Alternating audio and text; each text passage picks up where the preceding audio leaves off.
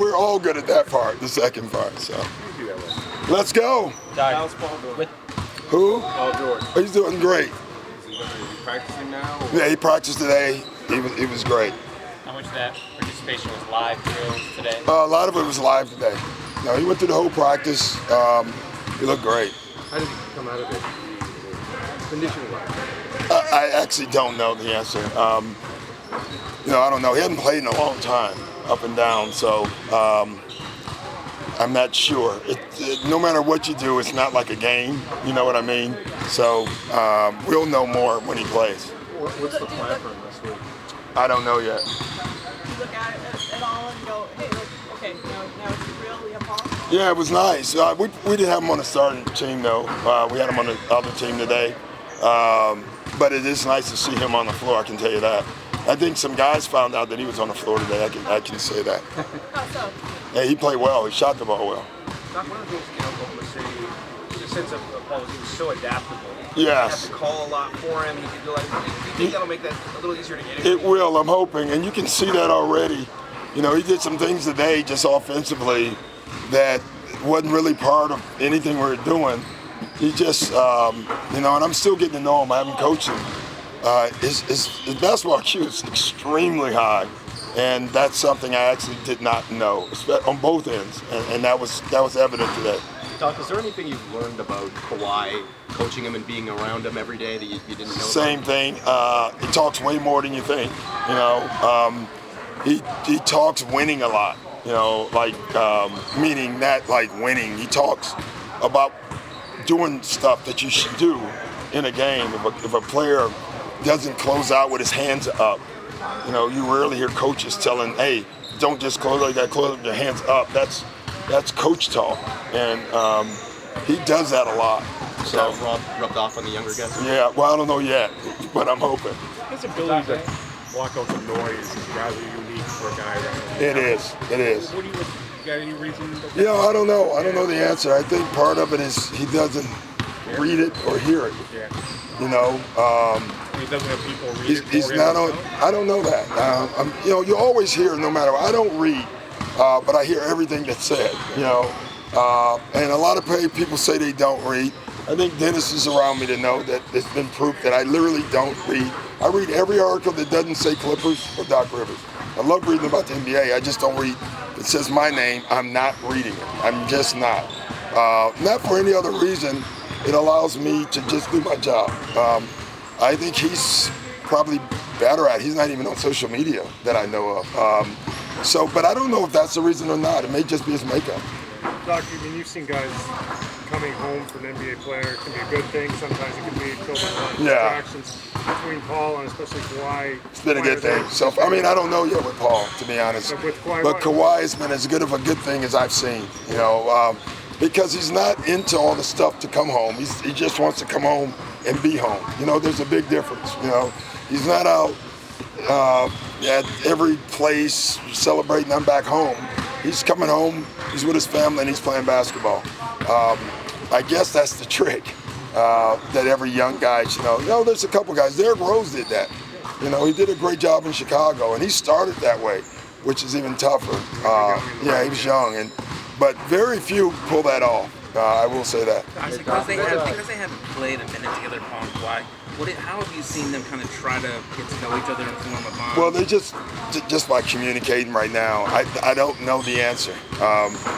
They haven't played together. They don't have a chemistry yet on the floor, and that's going to take time. I think their IQs and their seriousness about the game will help, but that just takes time. Is there anything you've noticed that they've gone out of their way to? Nah, if it have, I'm clueless, so I haven't noticed it anyway. Doc, the 2 road games this week in the middle, is there any difference in bringing Paul back on the road in terms of the pressure at home? No, I've never bought into that. I don't know what that word is. Really, I don't buy into that. Some players do. Hey, Doc, what competitive moments may come down with Paul today? Competitive moments? It's just competitive. They lost the first scrimmage, and you can see in the second scrimmage, he didn't want to lose again, even though he was on the second team. So those are good moments. Did they win the second one? I think they did win the second one, yeah. Lou helped too, though. He was on the second. Is Monday a possibility for him? Yeah. Are you going to rest him intermittently, load manage, for lack of a better word, with Paul I'm George? scared of that word. Yeah. And a doctor friend of mine called me and told me that there's a HIPAA law, that I should no longer talk about health. So I'm done. I'm citing HIPAA from now on. So do you think fans deserve to know the accurate information like they do in the NFL? You know, people are always banged up, but they have to be on the injury report if they're not healthy. Do you NBA fans deserve You really think the injury report is for fans? It's for bettors. I'll stop there. What about Kawhi's playmaking? I mean, that was not a big feature of his game. It wasn't. You know, it's funny. We noticed, at least I noticed, I thought each round he got better and better. And you could see it. First round, he was going for it. Second round, a little more. Third round, he started playmaking. By the finals, he was really playmaking.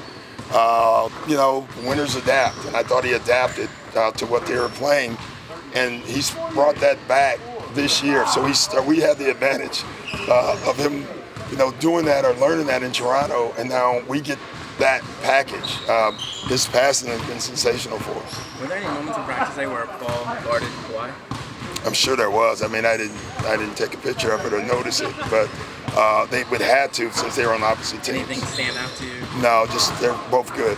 You said that sometimes Paul tried to sneak into some drills. You had to kind of pull him back. Yeah. Now that he's kind of fully out there, you still have to hold him back in any way? Or No, we just let him go. Actually, we tried to take him past probably what he needed to go because it's no longer. It's more about the lungs, which to me is the most dangerous part of returning. Whatever you have is healed. Now you exert yourself, and then you get hurt because you're over the line. So we're just.